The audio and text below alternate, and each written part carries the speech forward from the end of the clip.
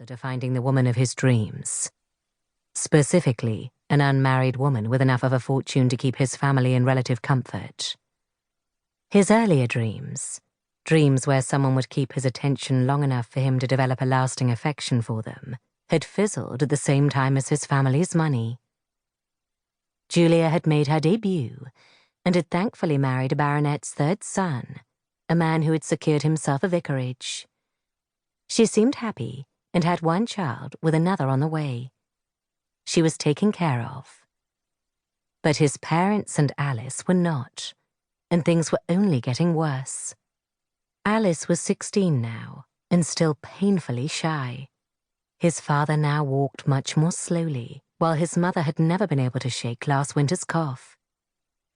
Doctor visits, upkeep for the estate, which provided land for the farmers who paid rent, the family's only source of income now that they had no investments, no money in savings. A few nice things for Alice, who never asked for anything, and who was clearly terrified at having to survive alone when their parents died. It all cost money that was just out of reach of Thomas's grasp, money that went to other, less comely gentlemen in as desperate straits. Despite, or perhaps because of, his undeniable charm, he hadn't been able to get a lady to commit to him for life. He was someone with whom they flirted, or sometimes more. But take him as a permanent partner? No.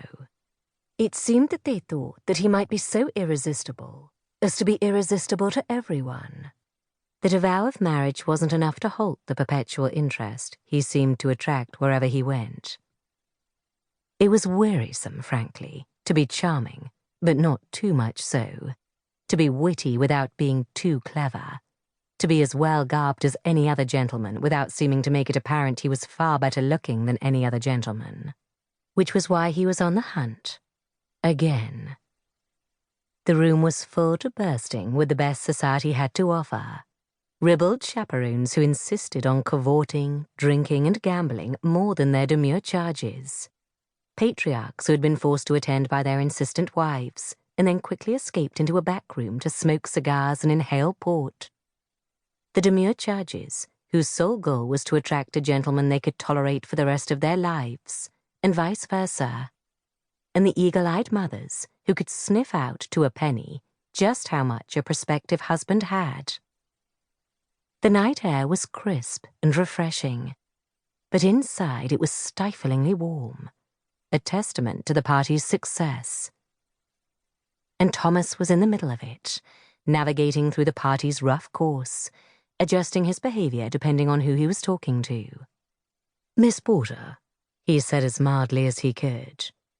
The lady stood alone at the edge of the dance floor, close to a cluster of chatting debutantes. She glanced wistfully toward them as they burst into laughter. One of Miss Porter's hands held a shaky glass of punch, while the other adjusted her hair behind her ear, feeling her necklace, scratching her nose, or simply dangling in the air as though waiting for the next task its owner assigned. Miss Porter reminded him of his sister Alice, clearly shy, obviously in a form of mild agony at being in such a large company. Unlike Alice, however, Miss Porter was of age to make her debut in society, and she had, it sounded like, several sisters who needed their eldest sister to hurry up and get married so they could also make their debuts. This evening she wore the pristine white favored by most of the young ladies in attendance, a signal to the single gentlemen that they had not yet been matrimonially acquired, rather like waving a red cape toward a bull. Thomas had responded to her signaling with paying her particular attention at parties, but not so much that other ladies believed he was taken. But Miss Porter either hadn't noticed or was ignoring Thomas's gentle hints, and he didn't want to overwhelm her with his attentions or force her into anything just because she was naturally timid. Yes, he needed a wife, and Miss Porter's family definitely came with enough money. But if she wasn't in complete agreement with his suit, if it wasn't what she wanted, then he would not pursue her. It shouldn't matter, the lady's happiness, not if it meant he could rescue his family. But Thomas wasn't able to completely lose his humanity in search of a